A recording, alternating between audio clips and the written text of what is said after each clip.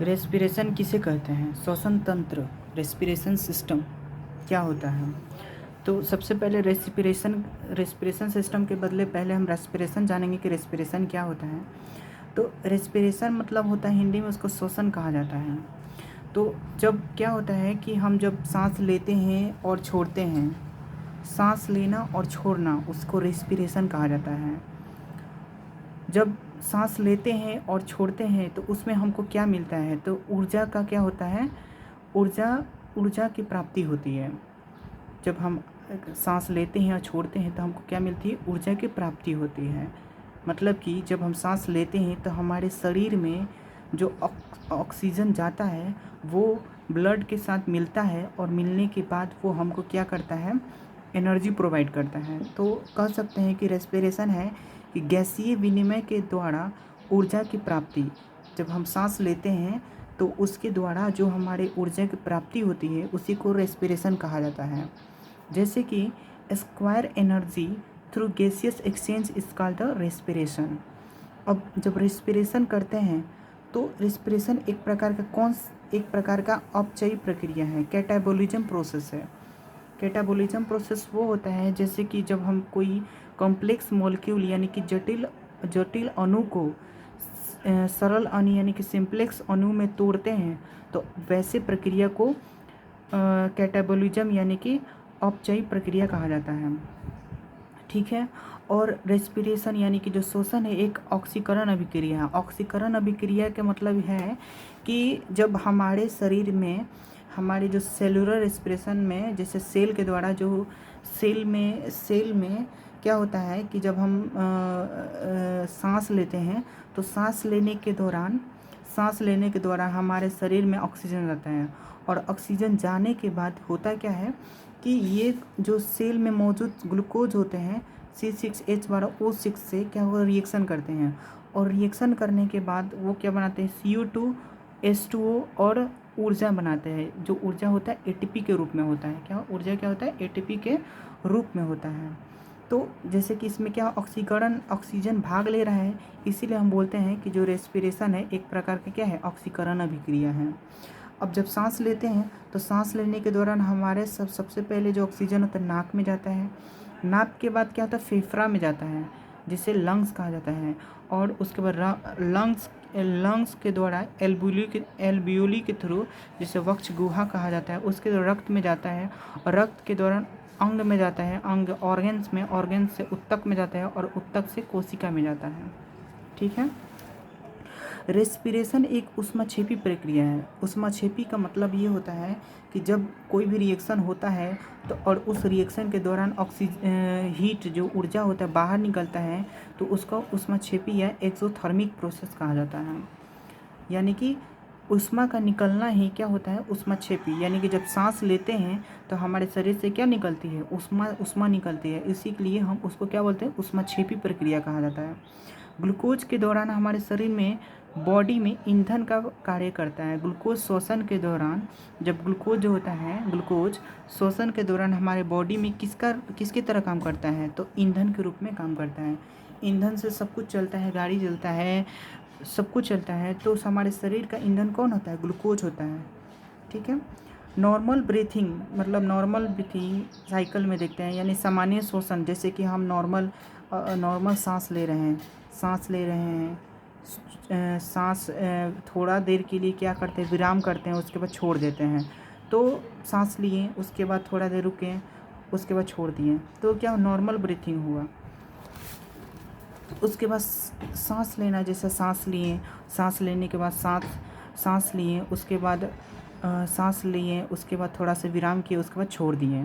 तो ये क्या फ्रैक्शन ऑफ सेकेंड के लिए हम क्या करते हैं? सांस को रोकते हैं, उसके बाद छोड़ देते हैं, तो इसको नॉर्मल ब्रीथिंग किया जाता है। अगर वही बोले अबनॉर्मल यानी असामान्य श्वसन बोले तो सांस लिए, उसके बाद लंबे समय तक क्या कि सांस को रोकें, उसके बाद छोड़ें, तो ये क्या अबनॉर्मल ब्रीथिंग का असामान्य श्वसन कहा जाता है। अब बात करते हैं कि ह्यूमन रेस्पिरेटरी सिस्टम क्या क्या होता है। तो ये हम जानते हैं कि ये जो गला होता है, तो गला के पास एक होता है एडम्स एप्पल कहा जाता है। एडम्स एप्पल को आदम का सेब या एथी कहा जाता है, टेटुआ कहा जाता है। ठीक है। उसके बाद होता है एपिग्लोटिस। एपिग्लोटिस का काम होता है कि जब हम खाना खाते हैं तो हमारे खाना फूड पाइप को क्या होता है, ओपन करता है, और जो हमारे फेफड़ा में जो जाता है, जो श्वसन वाला पाइप होता है उसको बंद करता है। तो एपिग्लोटिस का ये काम होता है। उसके बाद लैरिंग्स होता है। लैरिंग्स का काम होता है हमारे लैरिंग्स को हमारे साउंड बॉक्स कहा जाता है, हमारे शरीर का साउंड बॉक्स, यानी कि इसी के थ्रू क्या होता है हमारे आवाज़ निकलती है। उसके बाद ये क्या होता है, ये होता है, इसको बोलते हैं ट्रैकिया। ट्रैकिया मतलब होता है विंड पाइप या श्वसन नली कहा जाता है। तो इस ये क्या होता है, सी कार्टिलेज का बनाता है, सी टाइप में।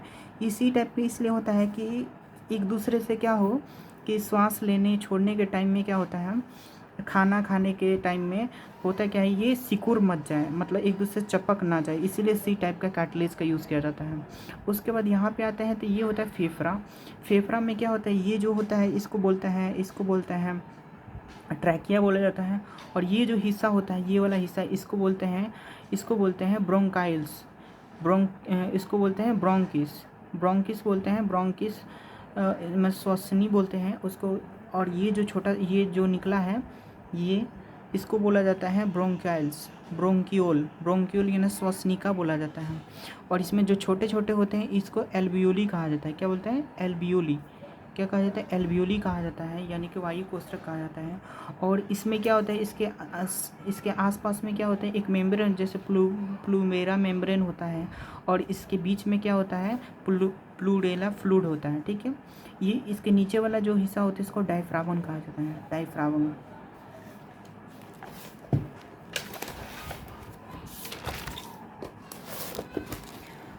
जो एडम एप्पल होते हैं जिसे टेटुआ कहते हैं, मेल में ज़्यादा डेवलप होता है। तो मेल में ज़्यादा डेवलप्ड होने का कारण मतलब ज़्यादा बड़ा होता है, उससे मोटा आवाज़ निकलता है।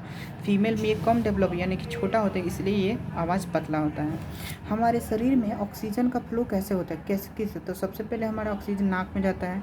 नॉस्ट्रिल डस्ट पार्टिकल फिल्टर करता है। हमारे नाक में जो बाल होते हैं वो क्या होते हैं, वो जितने भी डस्ट पार्टिकल उसको क्या करते हैं, फिल्टर करते हैं। उसके बाद नॉस्ट्रिल से जाकर फेरिंग्स में ग्रासिका में जाता है। ग्रासिका पर लैरिंग्स यानी जिसे स्वर यंत्र कहा जाता है। उसके बाद ट्रैकी यानी कि श्वसन नली विंड पाइप में जाता है। विंड पाइप के बाद होता है ब्रोंकिल में जाता है, यानी श्वसनी में जाता है। उसके बाद श्वसनी में जाने में ब्रोंक्यूल यानी कि श्वसनिका में जाता है। और श्वसनिका के बाद एल्वियोली वायु कोष्ठक में, वायु कोष्ठक से जब ब्लड में जाता है, ब्लड में टिश्यू में जाता है, टिश्यू के बाद सेल में जाता है। कुछ इस तरह से क्या होता है, इसका फ्लो होता है ऑक्सीजन का। उसके बाद लैरिंग्स क्या होता है, लैरिंग्स को साउंड बॉक्स यानी कि हमारे शरीर में जो लैरिंग्स होता है वो साउंड बॉक्स प्रोड्यूस करने का काम करते हैं, यानी साउंड को उत्पन्न करने का कार्य करता है। इसे sound box of human body भी मैंने हमारे शरीर का साउंड बॉक्स भी इसे कहा जाता है। और जो पंछी होते हैं, पंछी में साउंड बॉक्स को क्या कहता है, सीरिंग्स कहा जाता है। सीरिंग्स कहा जाता है। इसमें साउंड प्रोड्यूस करने के लिए वोकल कॉर्ड होते हैं। जो लैरिंग्स होते हैं स्वर यंत्र, इसमें साउंड प्रोड्यूस करने क्या होते हैं, वोकल कॉर्ड होते हैं। क्या नाम होता है, वोकल कॉर्ड होता है। मनुष्य के शरीर में कितने वोकल कॉर्ड होते हैं, 2 वोकल कॉर्ड होते हैं। कितने होते हैं, 2 वोकल कॉर्ड। वोकल कॉर्ड का लेंथ कितना होता है, मेल में 1.75 से लेकर 2.25 सेंटीमीटर। अगर में बात करें तो 17.5 से लेकर 22.5 तक होता है। फीमेल में कितना होता है तो 1.25 सेंटीमीटर से लेकर 1.75 सेंटीमीटर होता है, या 12.5 से लेकर 17.5 तक होता है। अब हमारे जो मेल होते हैं और फीमेल होते हैं उसमें मोटा आवाज़ पतला आवाज़ होने का कारण क्या होता है। तो सबसे पहले क्या होता है कि हम जानते हैं कि जो मेल वोकल कॉर्ड होता है उसका लेंथ 1.75 से लेकर 2.25 सेंटीमीटर होता है, यानी कि इसका लेंथ क्या होता है, ज़्यादा होता है मेल में। और वोकल कॉर्ड का लेंथ ज़्यादा होने के कारण फ्रीक्वेंसी क्या होता है, इसका कम होता है। और फ्रीक्वेंसी कम होगा तो फ्रीक्वेंसी यानी कि पिच भी क्या होगा, कम होगा, यानी कि तारत्व कम होगा। तारत्व कम होता आवाज़ क्या होता है, मोटा होता है। फीमेल में वोकल कॉर्ड का लेंथ क्या होता है, कम होता है, 1.25 से 1.75 सेंटीमीटर ही होता है। तो इसमें कम होने के कारण किस फ्रीक्वेंसी ज़्यादा होता है। फ्रीक्वेंसी ज़्यादा होने के कारण इसका पिच क्या होता है, तारत्व ज़्यादा होता है। तारत्व ज़्यादा होने के कारण आवाज़ क्या होता है, पतला होता है। उसके बाद नेक्स्ट लेक्चर अगले नेक्स्ट में करेंगे। Thank you.